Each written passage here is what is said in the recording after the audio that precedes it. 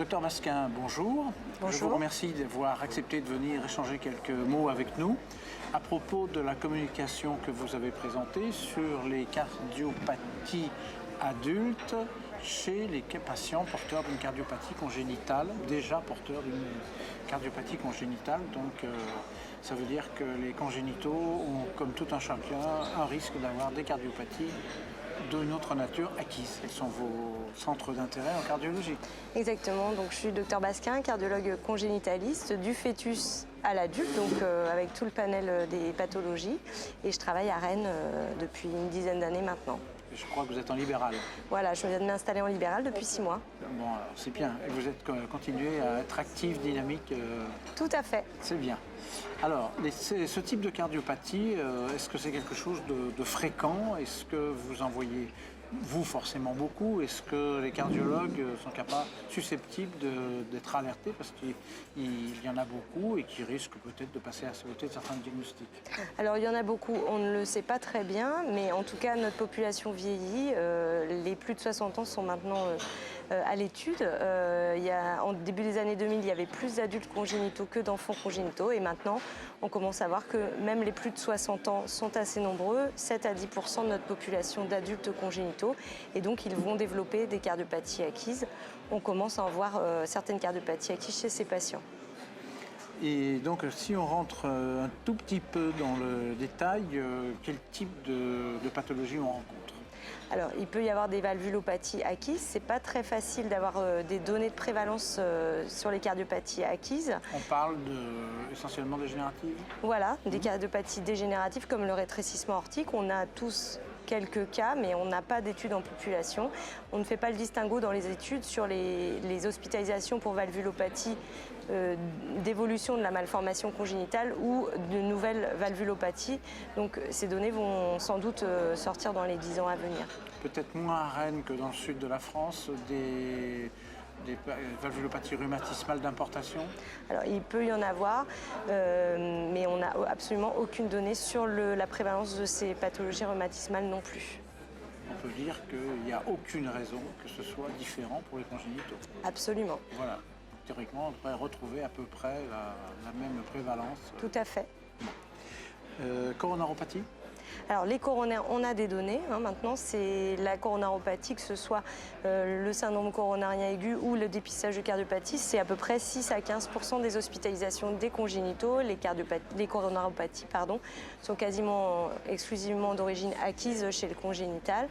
Et donc on commence à avoir des patients qui sont coronariens. Cette coronaropathie est très importante à dépister et à prendre en charge puisqu'elle multiplie par 5 le risque de mortalité chez ces patients congénitaux. Il est donc très important d'avoir toujours à l'idée que lorsqu'il y a un nouveau symptôme chez un congénital, ça n'est pas forcément lié à sa cardiopathie congénitale, mais ça peut être lié à une nouvelle cause et notamment une coronaropathie. Tous les congénitaux ont le droit, indépendamment de leur cardiopathie, si je comprends bien, d'avoir aussi des troubles de conduction? Tout à fait, ils peuvent avoir des troubles de conduction. Encore une fois, c'est très compliqué parce que dans les registres, on ne fait jamais le distinguo entre le trouble conductif d'évolution de la cardiopathie malformative et le trouble conductif acquis. C'est peut-être difficile de temps en temps. Absolument. Et est-ce qu'on peut dire finalement qu'on a appris, comme vous l'avez rappelé tout à l'heure, qu'il y a eu un tournant dans les années 2000 où il y a eu pas une explosion, mais un nombre considérable de congénitaux arrivés à l'âge adulte? Est-ce qu'on peut dire que c'est dès ce moment-là qu'il faut se mettre en mesure de prévenir les cardiopathies dont on parlait tout à l'heure, notamment coronariennes? Absolument, et je crois que nous, dans notre communauté, on n'a pas été assez alertés on n'a pas exactement la même façon de faire avec nos patients que les cardiologues chez les adultes qui sont très au fait de dépister les dyslipidémies, d'interroger sur les facteurs de risque, le tabac et de dépister l'hypertension artérielle. Et je crois que c'est primordial et c'est un message à passer. Chez un congénital, il faut faire exactement comme chez tous les malades, dépister les facteurs de risque et savoir traiter et être aux objectifs tensionnels, savoir bien traiter une dyslipidémie, proposer des mesures éducatives d'hygiène de vie.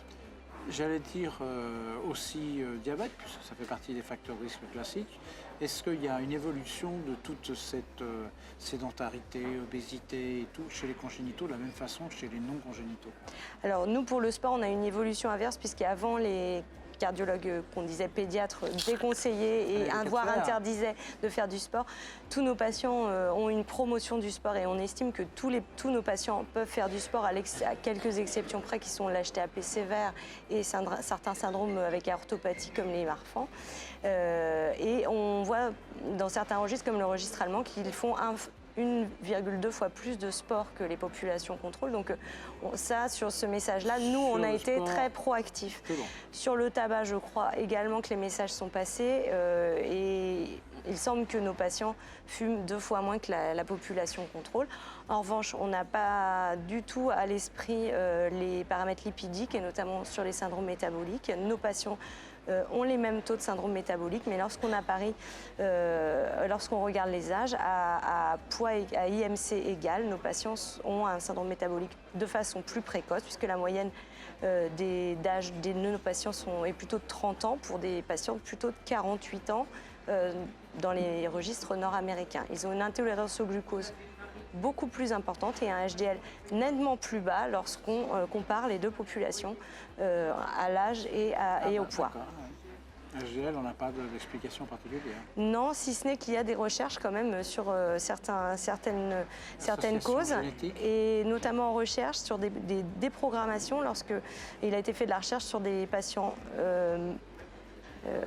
sur des souris mal nourries qui ensuite sont très nourries pendant le premier mois de vie et qui ensuite sont nourries normalement. Et ces souris-là vont avoir plus de syndrome métabolique à l'âge adulte, même s'ils sont nourris comme les autres. Et peut-être qu'on a des phénomènes qui se passent dans la première, même peut-être en période anténatale ou en période périnatale, à ajuster au niveau nutrition.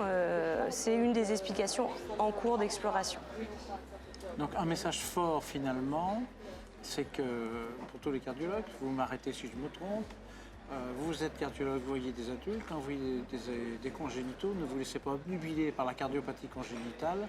Absolument. Ramenez le curseur sur c'est un adulte avec des risques comme les autres. Absolument, et c'est valable également pour le traitement, puisqu'on voit que nos patients coronariens ne sont pas bien traités. 80% des antiplaquettaires, mais seulement 1 sur 5 a des statines, ce qui est absolument, ce qui paraîtrait incroyable en cardiologie d'adulte. Ok, ben je crois qu'on a fait le tour. Très bien, ben je vous remercie. C'est moi qui vous remercie d'être venu et de nous avoir donné ces explications si claires. Bonne continuation. Merci. Merci.